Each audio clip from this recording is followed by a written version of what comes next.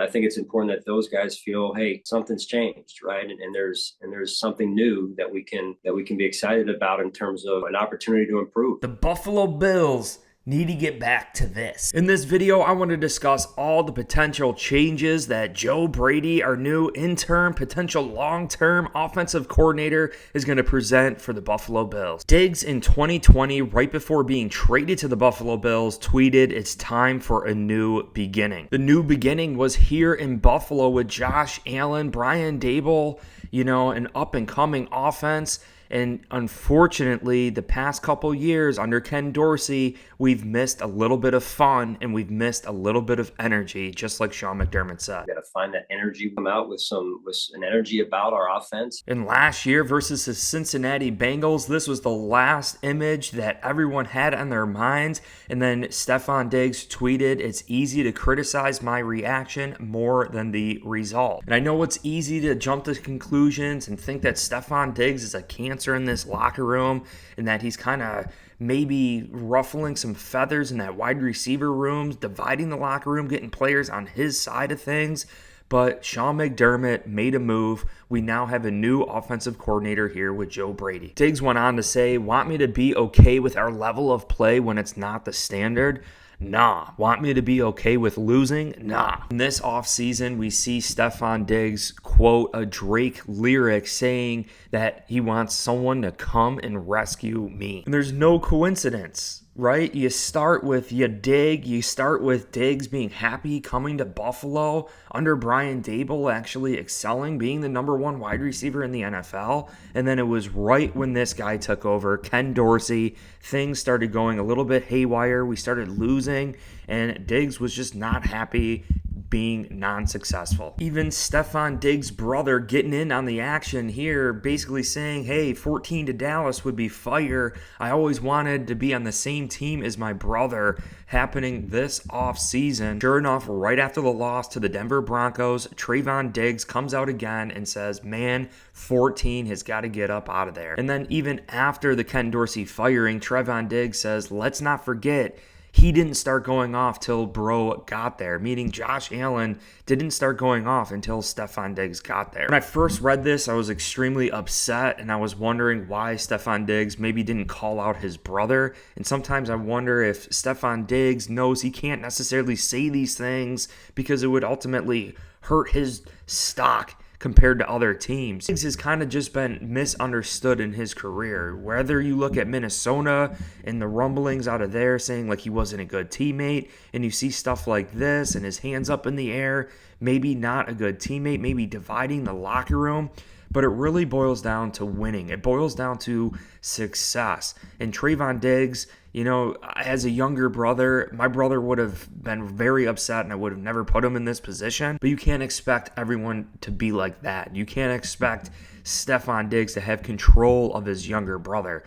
Some people just have to learn by their own mistakes. There's some truth to Trevon Diggs' statement here, but tell me one quarterback that's been successful that hasn't had a true threat. Sean McDermott is basically putting it on this guy, Joe Brady, to change the energy here in Buffalo and to bring the fun back. And I think Ken Dorsey was a little bit stubborn in his ways. We've seen Ken Dorsey be successful in glimpses, but he just gets away from what is successful. For example, the Gabe Davis game where we started targeting him in a shallow route tree. Gabe Davis under Ken Dorsey has been really tasked with clearing out the routes, right? He's a wide receiver that clears defenders out of the picture to open things up for other wide receivers. We really haven't utilized Gabe Davis as like a true threat wide receiver and a route runner himself. I know a lot of people, even Dan Orlovsky, who probably understands football a lot more than me, saying that Ken Dorsey lacks creative play calling, but I really think you hear Gabe Davis talk about simplifying things. Honestly, I think the problem with Ken Dorsey is that he was too complex. Maybe creative is just being misunderstood, But Ken Dorsey had a very complex offensive scheme and a mixing and matching between different personnel packages, and it was a confusing mess for these players. And one thing I agree with Dan Orlowski is having one play look the same. If we're running and successful out of a certain package running the ball, well, you have to be able to pass out of that package too. Complementary football, just like Sean McDermott has been talking about. If you have one successful play running it, you don't come out in a different offensive package, right? You build off that play that's working. So whether you call that creative, I would just say it's actually simplifying things and using what works. Even Sean McDermott admitted that the players are upset and they are frustrated. When you're not producing, right, that over the course of time, that's what wears confidence levels thin, and I think that's really the goal here is to find that confidence again. And righteously so. You could see the lack of success, and it's just not a good look. Stefon Diggs is upset clearly. I think this entire wide receiver room is upset knowing that they have Josh Allen there.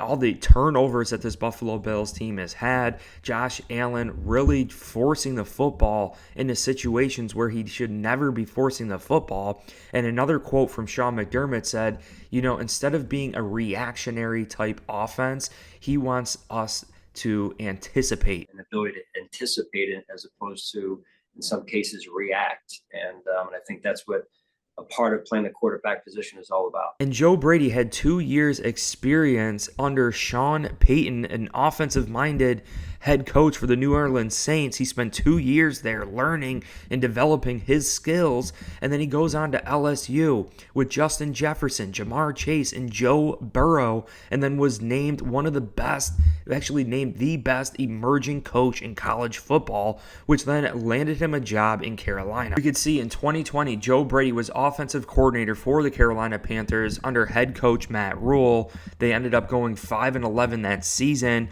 and really I think it was because of the talent on this team. You could see their quarterbacks, Teddy Bridgewater, PJ Walker, really not a great quarterback there at all. The following year in 2021, he kind of split duties with Jeff Nixon, and you could see that they didn't do well again, 5-12 that season under Matt Rule, a head coach. And I know Sean McDermott is a better head coach than Matt Rule. Josh Allen is a much better quarterback than Sam Darnold, Cam Newton. The point I'm making here is that we really don't know what we have in a young guy like Joe Brady. And you heard Sean McDermott even state that Josh Allen and Joe Brady have developed a great relationship. He has a close relationship with Josh as a quarterback coach, and he's got some ideas, and we'll see where it goes from here. Not only on the field, but it seems like off the field too. And they've been really working on the sidelines, discussing things. Sean McDermott even said Joe Brady has already mentioned some things that he wants to do to help this offense for the remainder of this season. First change I see being made here is getting other players involved and actually not just using a player like Gabe Davis as a guy that clears things out for other players. Let's actually throw the ball to Gabe Davis. Let's utilize him as a true receiving threat. Also, what I want to see on this offense is the energy, the fun. Bring the fun back to Buffalo. You can clearly tell the Bills' offense is just playing very, very tight. They're not playing loose. And you see Josh Allen putting the ball in harm's way week after week and making poor decisions. And one thing we heard Eli Manning on that Broncos Monday night halftime show talk about was, Josh Allen's ability to extend the play, his ability to escape the pocket and have his receivers go into a scramble drill and create space that way. But Josh Allen really has not been doing that. He's been forced to stay in the pocket. He's been forced to not run the football. And I think there's two ways you can go about this to manipulate the pocket. Obviously, he's agile enough to manipulate the pocket, to still stay in the pocket, to buy enough time and make a pass. Or you still escape from the pocket, not run with it, escape from the pocket, buy enough time, either just throw the ball away or take a sack if a wide receiver is not clearly open. We've seen Ken Dorsey utilize trick plays. We've seen Ken Dorsey with the shovel pass to the tight end, like the Chiefs do with Travis Kelce. We've seen Ken Dorsey try to get creative, and I don't think creative is the right word to be using in this situation. Gabe Davis even said it. It's about simplifying and doing what we do best. We need to put our players in situations where they feel comfortable and confident to make a play. We need to be a confident offensive football team. Stefon Diggs and Trayvon Diggs are extreme talents in this league, some of the best at their positions, and they want to win. You know, winning heals. Winning takes care of this sort of attitude and bickering in the locker room. The success and execution breeds energy here in Buffalo, and I think Joe Brady is going to bring all these much-needed changes to this Buffalo Bills offense to get us all saying, "Ya dig?" Well, guys, I hope you enjoyed this video. If you did, hit like, subscribe. That's how you support my efforts for this channel. Please consider subscribing, trying to drop videos every single day.